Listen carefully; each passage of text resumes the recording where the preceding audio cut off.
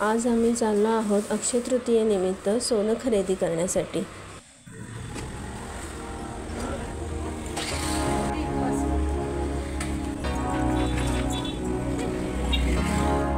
तिथून आम्ही पोहोचलो रामआळीमध्ये। रामआळीमधल्या महेंद्र ज्वेलर्समध्ये आम्हाला जायचं होतं।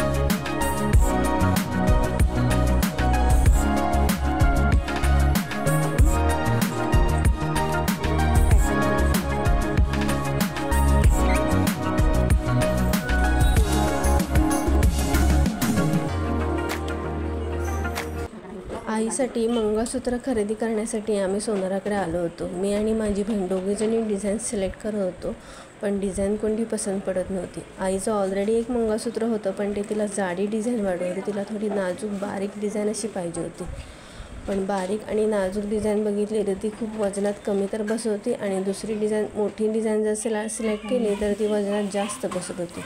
खूप डिझाईन बघितले, पण फायनली 1-2 डिझाईन आम्हाला पसंत पडले।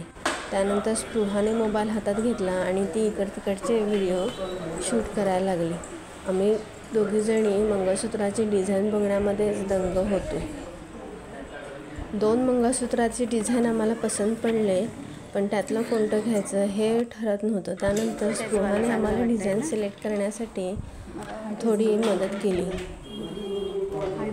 मला आणि स्पृहाला डिझाईन बघून खूपच कंटाळा आला होता, म्हणून आम्ही दोघीजणी बसून थोडा टाइमपास केला।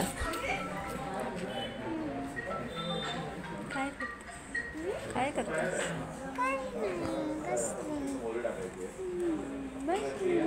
काय खरेदी केलं? मंगळसूत्र कोणाला? आजीला। आणि तुला काय खरेदी नाही केलं? सिलेक्ट केलेले डिझाईनचे फोटो आईला पाठवल्यानंतर आईने त्यातलं एक डिझाईन सिलेक्ट केलं। आईने सिलेक्ट केलेले डिझाईन मी मंगळसूत्र घालून बघत होते कसं दिसते घातल्यानंतर। ते माझ्या ड्रेसच्या टिकलीवर पुढे असल्यामुळे प्लेन ओढणीपासून मी त्याच्यावरती ते डिझाईन घालून बघत होते कसं दिसतंय ते। त्यानंतर आम्ही घरी यायला निघालो। घरी आल्यानंतर आईला मंगळसूत्र दाखवलं। आईने बघितलं मंगळसूत्र, आईला आवडलं। तुम्हाला दाखवते मंगळसूत्राचं डिझाईन कसं आहे ते बघा, आणि तुम्हाला कसं वाटतंय हे मला नक्की कळवा, आणि हा व्हिडिओ तुम्हाला कसा वाटला हाही मला नक्की कमेंटमध्ये कळवा। मंगळसूत्राचं डिझाईन तुम्हाला आवडलं का हेही मला कळवा। माझ्या व्हिडिओला लाईक करा, कमेंट करा, आणि माझ्या चॅनललाही सबस्क्राईब करा। थँक्यू।